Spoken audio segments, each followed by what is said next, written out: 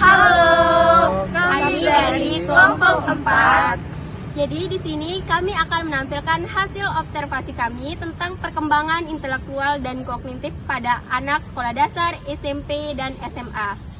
Selamat menyaksikan!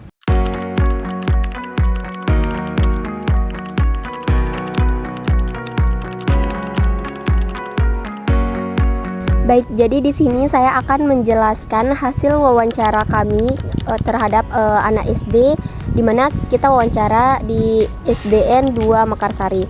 Jadi, berdasarkan hasil wawancara yang telah dilakukan dengan salah satu murid sekolah dasar, bisa disimpulkan bahwa anak tersebut memiliki motivasi belajar yang tinggi dan tujuan yang jelas.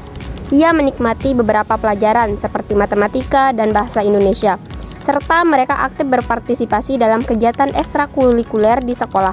Di samping itu, anak ini juga memiliki jadwal harian yang teratur, yang mencakup waktu untuk belajar, bermain, dan membantu orang tua di rumah. Wawancara ini juga menunjukkan bahwa anak-anak di usia sekolah dasar mulai berpikir lebih berkembang, bisa menyampaikan pendapat dengan jelas, dan mempunyai harapan serta impian untuk masa depan. Nah, sekarang pada tahap perkembangan intelektual dan kognitif siswa SMP. Pada tahap ini, siswa mulai mampu bersosialisasi lebih luas.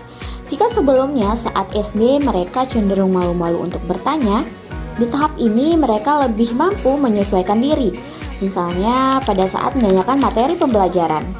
Selain itu, siswa juga mulai belajar memecahkan masalah secara mandiri, melakukan metakognisi, dan mencari strategi belajar yang lebih efektif.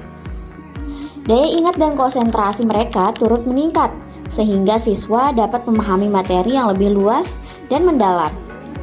Selain itu, siswa juga mulai mampu berpikir lebih abstrak, bukan hanya berdasarkan pengalaman konkret, sehingga dapat memahami konsep, ide, dan masalah yang lebih kompleks.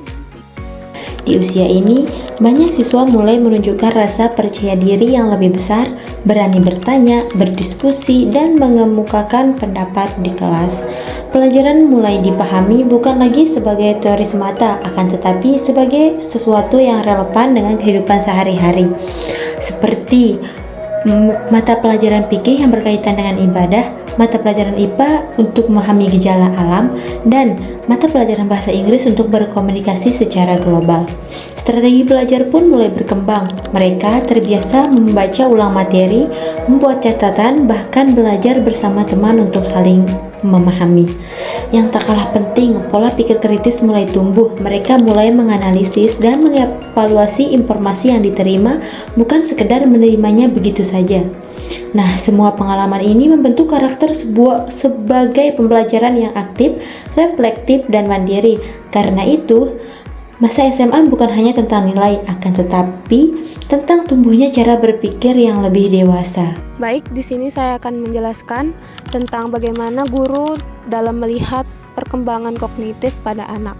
Melalui observasi, kami dapat menyimpulkan bahwa seiring berjalannya waktu, guru merasakan perbedaan perkembangan intelektual anak dari SD hingga SMA. Di SD, murid masih perlu bimbingan guru dan contoh konkret untuk proses pembelajaran. Mereka suka belajar sambil bermain. Oleh karena itu, guru biasanya sering menyiapkan permainan untuk anak muridnya dalam proses pembelajaran. Di SMP, guru mulai merasakan perbedaan dari perkembangan berbagai murid. Guru dapat melihat perbedaan dari masing-masing anak murid karena setiap anak murid memiliki perkembangan intelektual yang berbeda-beda, tergantung bagaimana lingkungan mereka berada. Di SMA, guru sudah mulai melihat bagaimana anak murid menyusun masa depan. Mereka sudah mulai berpikir bagaimana kehidupannya yang akan datang dan bagaimana mereka menjalani kehidupannya dalam bekerja, berkarir, ataupun berumah tangga di masa depan. Baik, di sini saya akan menyampaikan terkait hasil wawancara orang tua siswa atas nama Iwan Kusuma. Adapun saya menanyakan beberapa pertanyaan kepada Bapak Iwan. Yang pertama, apa hal yang paling sering membuat anak Anda penasaran atau banyak bertanya belakangan ini? Adapun jawaban dari bapaknya, belakangan ini anak saya sering penasaran tentang sejarah Indonesia. Ia banyak bertanya tentang bagaimana para pahlawan melawan para penjajah dahulu. Dan kemudian saya menanyakan pertanyaan kedua, Bagaimana anak Anda menanggapi ketika diberi tanggung jawab kecil seperti merapikan mainan atau menyiapkan tas sekolah? Kemudian bapaknya menjawab, anak saya biasanya cukup antusias jika diberi tanggung jawab kecil, kadang perlu diingatkan, tapi ia merasa senang saat berhasil melakukannya sendiri. Kami juga memberikan pujian agar ia merasa dihargai.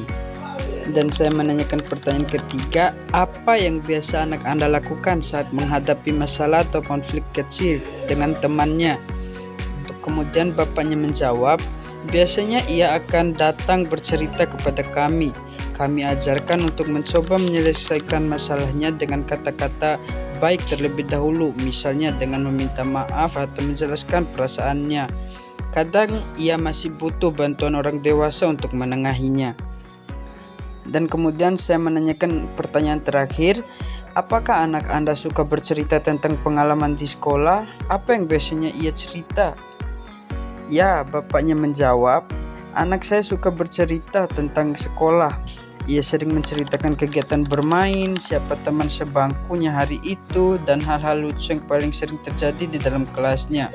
Kadang juga bercerita jika ada hal yang membuatnya kesal, seperti ada yang membulinya, memintanya uang, dan hal-hal lain segala macam. Terima kasih sudah menyaksikan.